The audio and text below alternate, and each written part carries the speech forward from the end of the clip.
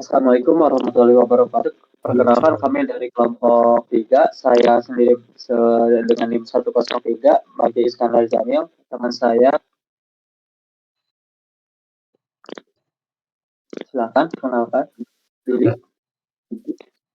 Dengan saya, dengan NIM 1076 sebagai Ketua Kelompok Pandu Setia Anugrah.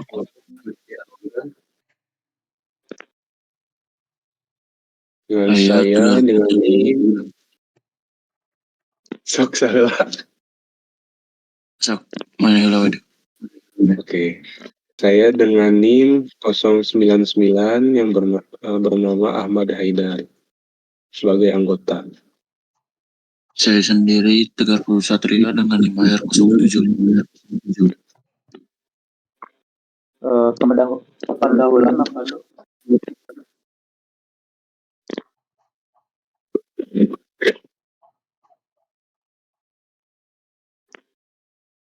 Pada tugas besar analisis dan perancangan perangkat lunak, kelompok kami akan membuat perancangan dari sistem penyimpanan yang dapat menyediakan sebuah penyimpanan atau dengan kata lain sebagai gudang dengan target konsumen adalah sebuah perusahaan. Dalam hal ini, sebuah perusahaan dapat menyimpan furnitur ataupun makanan pada gudang penyimpanan sehingga akan memberikan banyak keuntungan bagi perusahaan dalam hal efisiensi, keamanan, dan manajemen inventaris. Dengan adanya sistem penyimpanan ini diharapkan perusahaan dapat meningkatkan efisiensi operasional mereka dengan meningkatkan keamanan barang dan meningkatkan kontrol atas manajemen mereka secara keseluruhan. Untuk requirement secara analisis kebutuhan dalam merancang sistem penyimpanan yang efektif, kami telah melakukan analisis mendalam terhadap kebutuhan perusahaan. Berdasarkan hasil analisis tersebut, kami menetapkan beberapa kebutuhan yang akan berguna bagi sistem penyimpanan yang telah kami rancang. Ke slide berikutnya.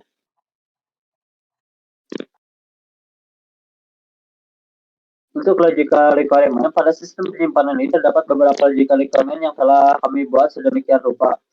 Pertama, itu sistem memungkinkan klien untuk memasukkan informasi tentang jenis barang yang akan disimpan, termasuk nama barang, jumlah jenis barang, makanan atau furnitur, tanggal kadaluarsa jika berlaku, tanggal masuk, dan nama pemilik melakukan input pada sejenis form.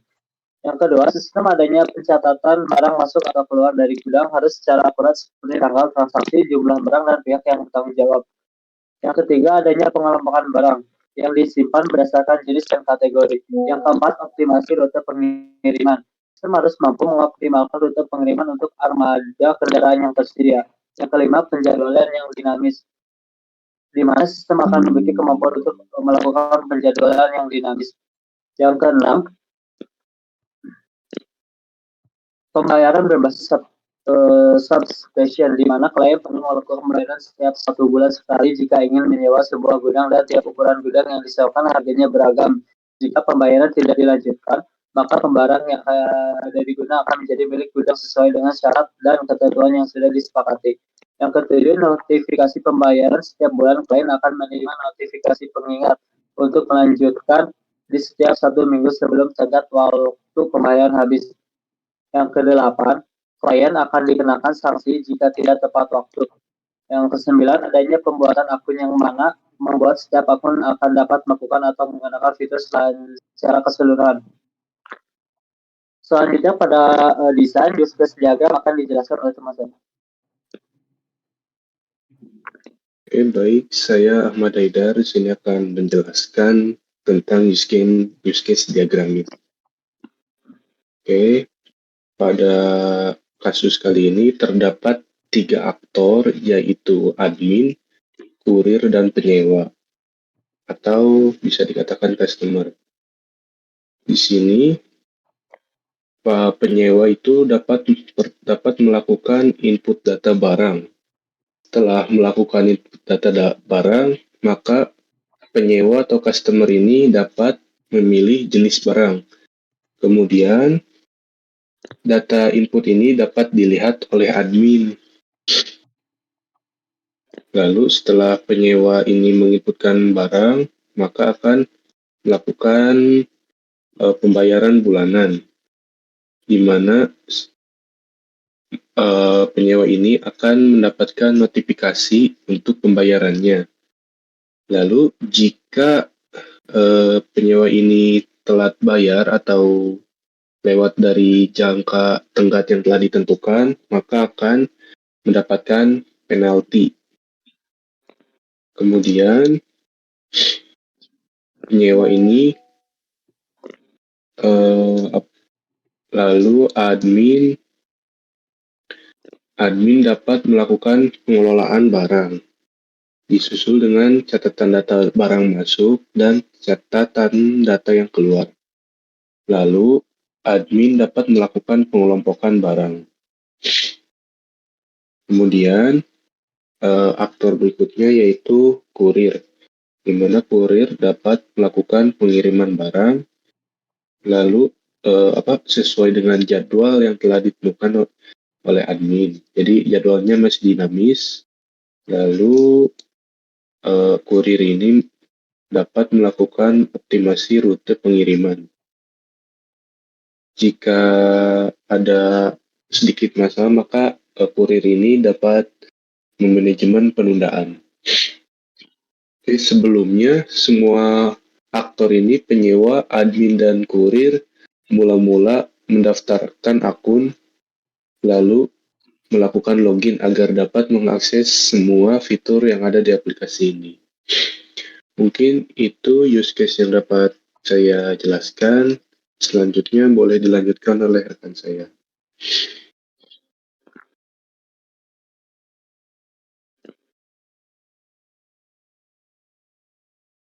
Jadi setelah pembuatan use case ada pembuatan traceability matrix. Traceability matrix ini digunakan untuk jadi nantinya kita bisa ngecek antara requirement sama use case diagram yang telah dibuat. Nah, di sini kita mendefinisikan ada 9 requirement.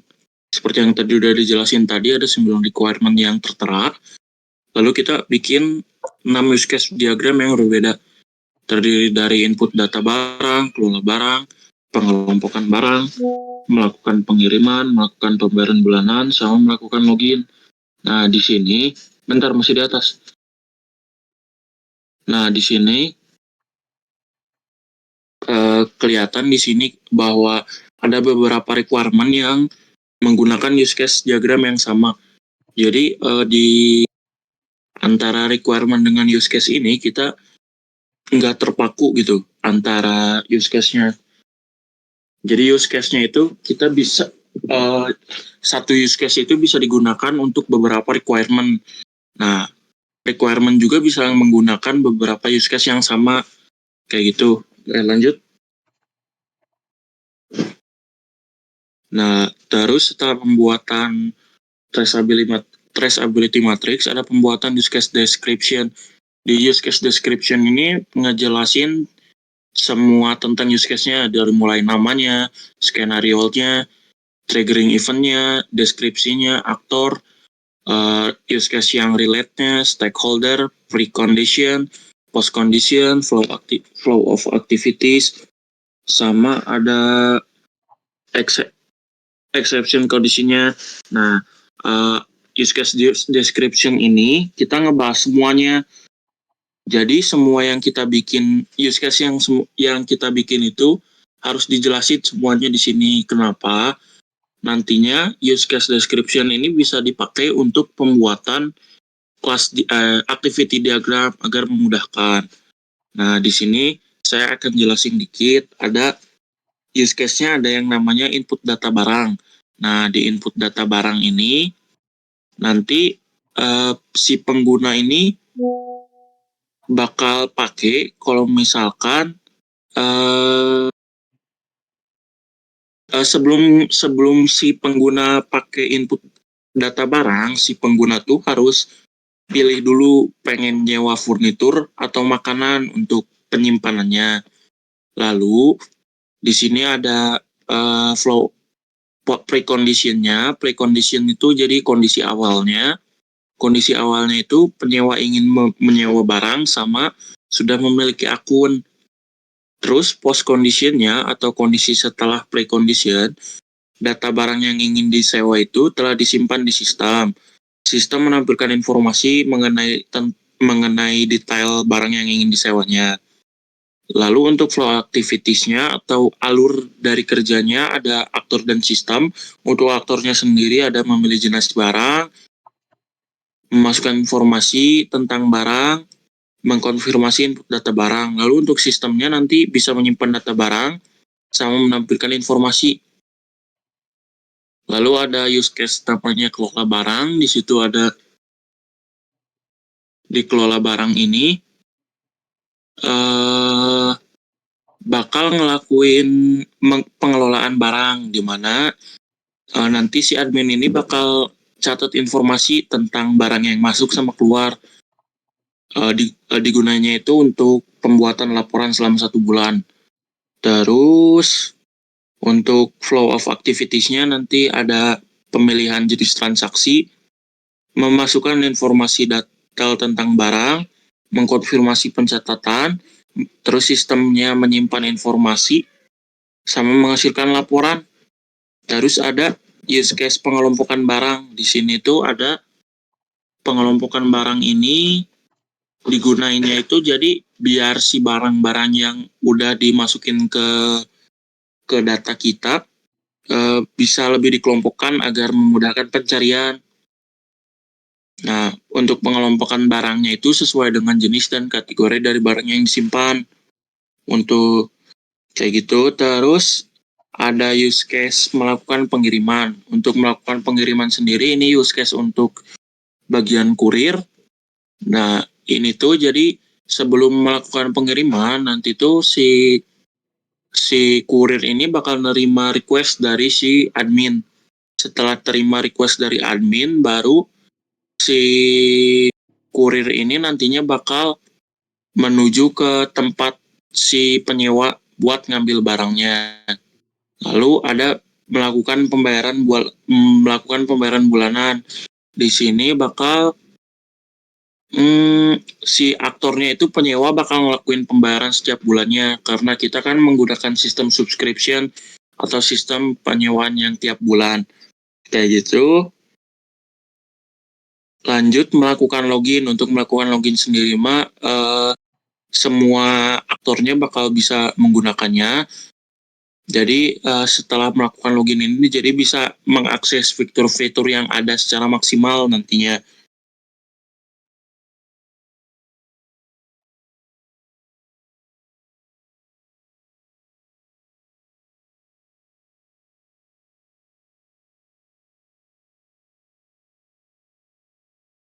Oke, selanjutnya ada activity diagram. Untuk activity diagram sendiri ini akan kita mengambilnya referensinya dari kelas diagram itu dari use case diagram itu sendiri. Nah, pertama itu kita ada pembuatan akun, lalu setelah itu admin memverifikasi akun. Kenapa? Karena ini tugas untuk sistem kita itu, sistem penyimpanan gudang itu kita khusus untuk perusahaan, jadi nggak bisa untuk orang-orang yang bukan dari perusahaan gitu. Makanya di sini ada verifikasi akun pakai objeknya identitas perusahaan. Identitas perusahaan di sini itu ada misal nomor perusahaannya lah, atau yang membuktikan untuk sebuah perusahaan. Nah, lalu di situ ada decision, di mana kalau misalkan verifikasinya berhasil, maka akan menampilkan info gudang. Kalau misalkan verifikasinya gagal, maka bakal dihapus akunnya, lalu selesai.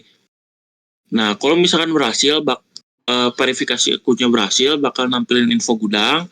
Setelah nampilin info gudang, bakal nampilin info barang customer. Si customer bisa input data barang. Kalau penuh, kalau misalkan gedung kita penuh, si customer nggak bisa input. Tapi kalau misalkan nggak penuh, si customer ngelakuin pembayaran. Nah, udah kayak gitu ada decision lagi. Kalau misalkan udah bayar, maka ada verifikasi. Kalau misalkan belum bayar, harus ngelakuin pembayaran lebih dulu buat ngelanjut ke tahap selanjutnya. Nah, lanjut ke sudah bayar, admin bakal ngelakuin verifikasi diambil dari detail pembayaran. Lalu admin ngirim info ke driver, driver terima info, driver lanjut melakukan penjemputan barang. Setelah itu barang masuk, terus admin juga melakukan verifikasi dari data barang penyewa, apakah udah sesuai, lalu lanjut update status. Status di sini nanti kayak misalkan pengirimannya udah sampai mana, terus apakah barangnya sudah sampai atau belum, kayak gitu. Lalu customer dapat notifikasi. Nah, udah kayak gitu. Di sini kita tuh bikin 2 aktivitas diagram. Kenapa? Biar lebih gampang aja itunya. Nah, udah kayak gitu. Ada aktivitas diagram yang selanjutnya untuk proses pembayaran atau pelanjutan sewa. Nah, jadi dimulainya itu mendapatkan notifikasi pembayaran per bulan. Nah, kalau misalkan udah dapat notifikasi pembayaran per bulan, kalian bisa, jadi nanti si user bisa ada 2 pilihan, apakah mau lanjut sewa atau nggak lanjut sewa. Kalau misalkan pengen lanjut sewa, kita bisa si customer perlu ngelakuin pembayaran per bulan, terus kalau misalkan udah bayar, si admin bisa ngelakuin maintenance kepada barang-barang yang punya customer. Nah, kalau misalkan belum bayar, maka bakal kirim notifikasi sanksi sama tidak bisa maintenance si pihak customernya. Terus kalau misalkan udah bayar, tadi kan melakukan maintenance. Habis melakukan maintenance, si sistem menampilkan info barang, terus habis itu customer bisa ngelihat barang. Selesai. Terus kalau misalkan si customer nggak pengen lanjut sewa, si customer perlu ngelakuin check out barang, terus nanti ada status check out barang, sama buat janji. Kalau udah selesai dua-duanya, baru si admin terima janji check out, kirim info barang, driver dapat informasi, terus driver ngelakuin pengiriman barang ke user, udah kayak gitu, si customer dapat notifikasi penyewaan selesai. Terus selesai. Selanjutnya akan dijelaskan oleh teman saya.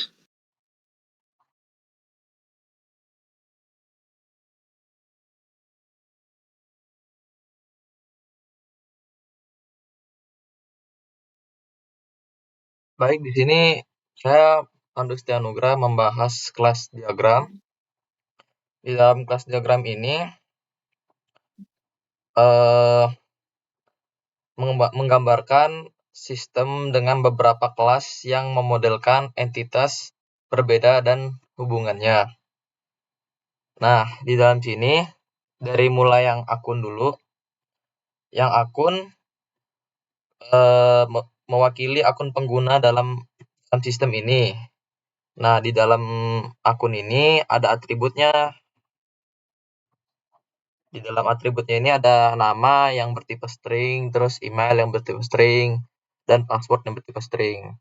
Nah, makna min sama plus itu artinya mana yang private sama mana yang nggak private atau publik.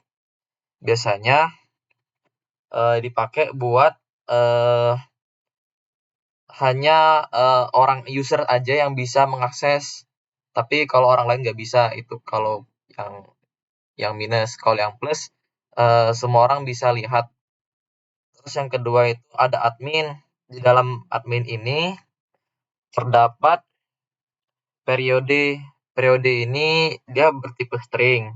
Terus ada atribut yang publiknya, yang ini admin, nama string, tipe string. Email juga tipe string dan password bertipe string. Kemudian ada kirim driver. Driver itu infonya string. Dan buat laporan tipenya string juga. Kemudian ada driver ya. Driver 5 perintah dari sewa di dalam atribut driver. Terus ada lagi pengiriman atau sewa yang dilakukan oleh driver. Terus di dalam entitas penyewa terdapat atribut penyewa, yaitu nama penyewa yang bertipe string, email yang bertipe string, dan password yang bertipe string. Kemudian ada input penyewaan. Setelah itu dari akun itu dimasukkan atau diakses sama admin, penyewa, sama driver. Kemudian ada barang, sewa gudang. Nah, itu tuh gudang diakses sama sama barang, sama sewa. Nah, diakses juga sama gudang makanan, sama gudang furniture. Nah, di dalam atribut barang itu ada ID barang yang bertipe integer. Terus nama barang yang bertipe string. Terus ada jenis barang juga yang bertipe string. Nah, kemudian di penyewa ini ada ID perusahaan dia dalam atribut penyewa yang bertipe yang bertipe integer, sorry. Terus ada barang, kemudian ada nama perusahaan yang bertipe string, sama jenis gudang, sama alamat yang bertipe string. Terus di publiknya ada ID perusahaan yang bertipe integer, terus barang, jenis gudang, dan nama gudang bertipe string. Terus ada input penyewa. Jadi penyewa ini diakses ke dalam entitas sewa. Habis itu dari penyewa barang sama sewa dimasukin ke sewa, habis itu masuk ke gudang, ke entitas gudang. Nah, di gudang tuh ada angka atau ID gedung lah, integer. Terus di dalam publiknya ada gudang, ID gudang, integer. Nah, kelas ini nih mewakili gudang, entitas gudang. Terus diakses sama gudang makanan sama gudang furniture, karena di dalam gudang itu kan dalam satu gudang tadi dijelaskan bahwa bisa diisi furniture sama makanan tergantung kapasitas gudang. Nah, di dalam gudang makanan ini terdapat gudang makanan, ID gedung dari gudang yang bertipe integer, dan juga gudang furniture. Gudang furniture itu bertipe juga integer. Kemudian ada transaksi ini kemungkinan besar mewakili transaksi atau pembayaran dari sistem sewa gudang ini. Nah, setelah itu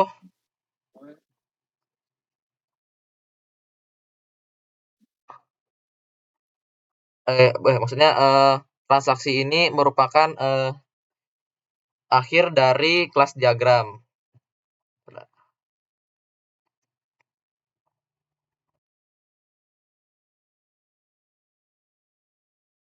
Kesimpulannya, dari requirement dari sistem penyimpanan yang telah kami rancang, kami dapat menyediakan kemampuan untuk memasukkan informasi barang dengan detail, mencatat transaksi masuk dan keluar dengan akurat, dapat mengelompokkan barang sehingga dapat melakukan pencarian yang efisien, mengoptimalkan pengiriman dan penjadwalan, serta dapat memfasilitasi pembayaran dengan notifikasi terjadwal. Di mana untuk memahami lebih dalam mengenai sistem penyimpanan yang kami rancang dan untuk mengetahui kekosongan, maka kami telah menambahkan juga dokumentasi yang telah disebutkan dan dijelaskan oleh teman-teman saya sebelumnya. Yaitu diantaranya ada use case diagram yang digunakan untuk analisis sistem penyimpanan untuk interaksi antar aktor, ada activity diagram yang digunakan untuk menggambarkan alur kerja dan mengidentifikasi masalah dalam sistem, dan class diagram yang digunakan untuk membantu para programmer untuk memahami struktur dan hubungan antar objek dalam sistem.